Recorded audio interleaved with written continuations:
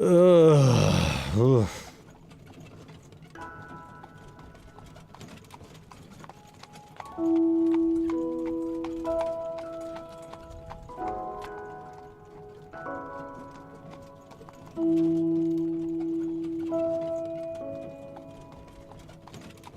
Rough night? Bit too much Bollingworth ale is all. That stuff really creeps up on you. Sorry I couldn't join you, but I was long overdue for a quiet night in with Addie. That's fine. There'll be plenty of other opportunities. Hell, maybe Adelaide can even join us. It's been ages since she last drank me under the table. Afraid she mostly sticks to tea these days. Miles, what exactly is it we're looking into? I may have dozed off during the briefing.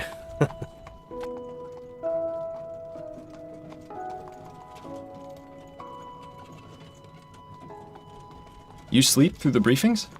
Sure, it's really not that difficult. Snelling's monotonous drone works better than Cold Tit's emulsified soporific. Very funny. Anyway, it's a burglary at the Hambrook Flower Shop. A burglary, eh? How dull. At least we'll have enough time to get a drink afterwards.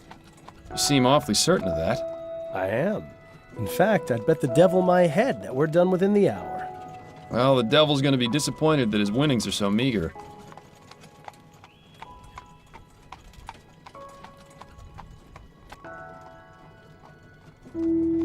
Ah, we've arrived. After you, Bill.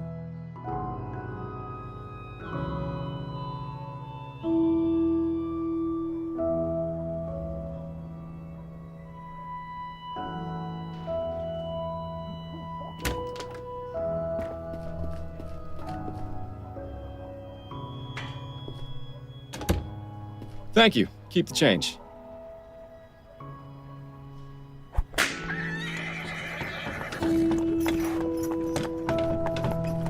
And so, our night of excitement begins. You more than anyone else should know that there's rarely a dull night in Chumley. I have a feeling tonight will be the exception. Until we get to the pub, that is. Keep your mind on the case, Bill. Now let's get a move on.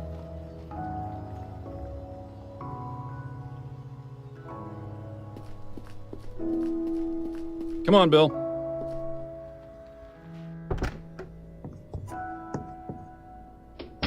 Charming little place, isn't it? Charming, but empty. We need to find the owner. Always so to the point, Fordham.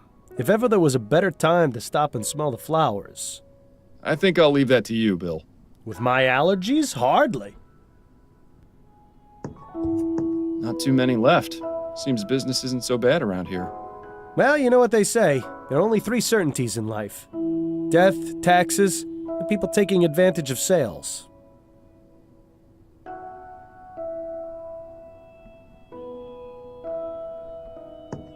Got a minute, Bill? For you, Miles, I've got 5.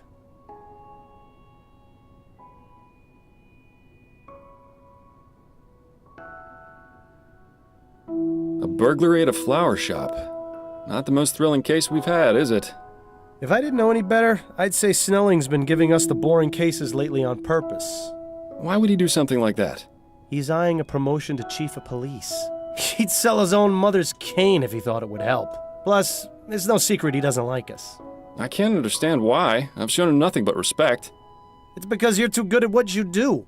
And because you're friends with me. What's that got to do with anything? Not everyone is as open-minded as you, Miles. Let's just leave it at that. Still feeling rough, Bill? Yes, but I'll feel better once his case is finished and we can go down to the Angel for a pint or 4. Hair of the dog? No better medicine. Let's get back to it. All right.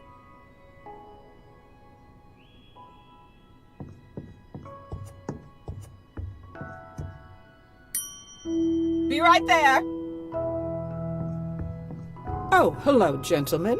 I must say you caught me by surprise. I was preparing to close soon. May I help you find anything?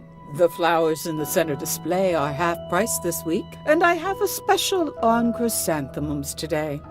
Or perhaps a custom bouquet for the special ladies in your lives? I have no need myself, but maybe Adelaide would appreciate a little something. Eh, Miles? Those peonies in the corner look nice. I'm afraid we're not here as customers tonight, ma'am. We'd like to have a word with the proprietor. Is he in? I see. I am Cecilia Handbook, and this is my shop. What can I do for you, gentlemen? I'm Detective Miles Fordham, and this is my partner, William Legere. We received a report of a burglary at your store. A report? From whom? I never contacted the police before, and I didn't this time, either. It was made anonymously, but are you saying this isn't the first time it's happened? Correct. It's happened 3 times.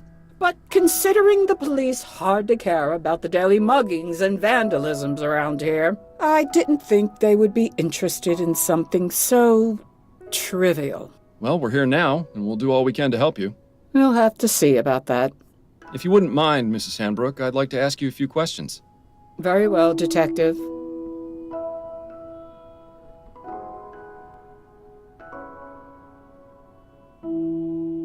Have you been in business long?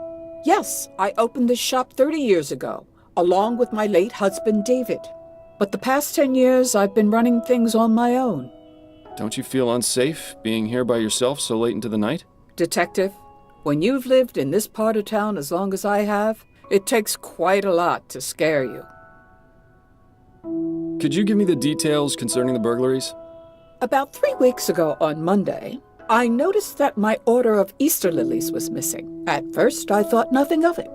Sometimes certain types of flowers are unavailable or arrive in poor condition. These things happen. Then 2 weeks ago on Wednesday, it happened again. But this time, I noticed something rather odd. Go on. When I opened the shop, there were 6 crowns and 10 shillings on the counter.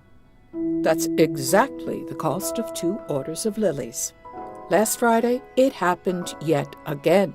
The lilies were missing, and there was payment for 1 order on the counter. I believe that someone has been breaking into my shop after hours, taking the lilies, and leaving money behind. How unusual.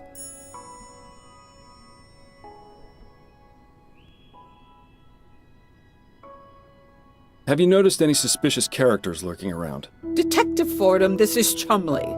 You can't throw a stone without hitting a suspicious character. And if you've noticed my window, you'd be aware that stones get thrown around quite a bit in this neighborhood. If you're looking for trouble, you're far more likely to find it out there than in here. I meant if you'd seen anyone out of the ordinary near your shop. Only the 2 men from the police who entered it tonight. That is most definitely out of the ordinary.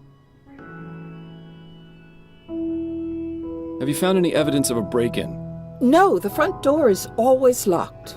My assistant Trevor and I are the only ones with the key. Are there any other points of access to the building? The upstairs windows, I suppose, but I make sure to keep them locked, and neither of them have been broken. Would you allow us to have a look upstairs? Is that really necessary? I was just about to close up the shop. It won't take but a moment. Fine, I suppose you may, but please, don't dally too long. So this burglar has been paying for the stolen goods? That would appear to be the case, yes. I really don't think this could even be considered a crime. That's one of the reasons I didn't bother reporting it to the police. And the other reasons? Oh, I think I've already made those quite clear, Detective. I think that's all the information I need for now. All right, Detective.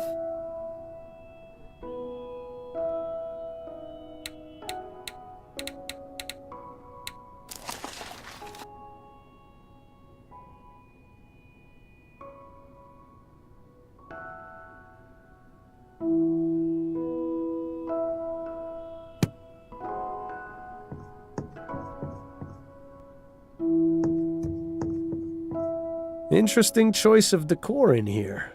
Perhaps it wasn't always used as a storeroom, although I can understand why it would have been converted. Yeah, it is rather drafty in here. I would imagine that keeping a consistent temperature in here is important for the flowers. When do you suppose this contraption was last serviced? Hard to say. Definitely not recently, if the dust buildup is any indication.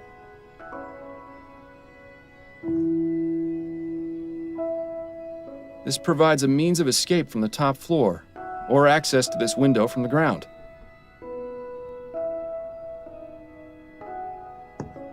A rather distinguished-looking gentleman. Reminds me of Captain Snelling, if he ever smiled. I've seen this type of device before. It's a special container for growing plants. Specific temperature and water conditions can be adjusted. Seems to be empty right now, though, and judging by the dust, it hasn't been used in a long time, if ever. It seems Mrs. Handbrook isn't too fond of steam tech, or just doesn't understand it. Seems to be the broken pot storage area. Why not just throw them away, I wonder? It's likely they're going to be repaired. I noticed some faint cracks in some of the pots downstairs. Unmarked, but if the smell is anything to go by, this is where the flowers are stored when delivered. I'll keep my distance then. Unmarked, but if the smell is anything... I'll keep my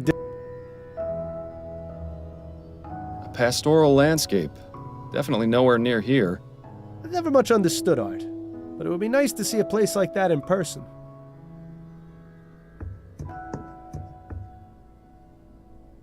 This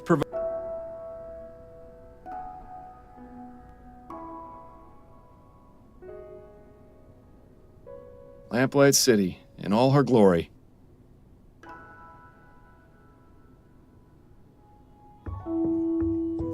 I don't think this window would serve as a viable means of entry. It's a nice view, though. You can hardly see the vomit and manure piles on the street from up here.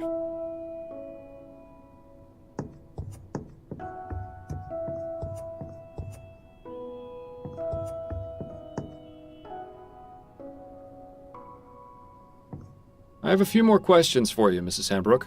Very well, Detective. If it will help you conclude your investigation faster. You mentioned your assistant has the other shop key. What can you tell me about him? His name is Trevor Hastings, and he has been working for me for the past 10 years. Do you trust him? Implicitly. I've known him for ages, and he has been my full-time assistant since shortly after my husband died. You're not suggesting he had anything to do with this, are you? Not at all. I would like to speak with him, though. Where might I find him? It's Friday, so he should be on his way back from the docks right now. He'll be bringing my flower order within the hour. Good. We'll meet him here, then. If that's all right with you. I suppose I don't really have much of a choice, do I?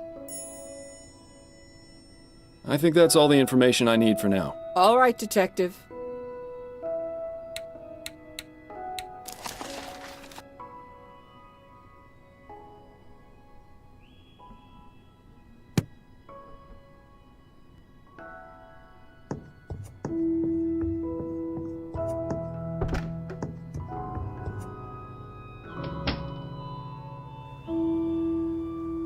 He's just pacing back and forth, muttering to himself. Probably one of the patients from Riverview. Seems like there's more of them on the streets than in the asylum these days.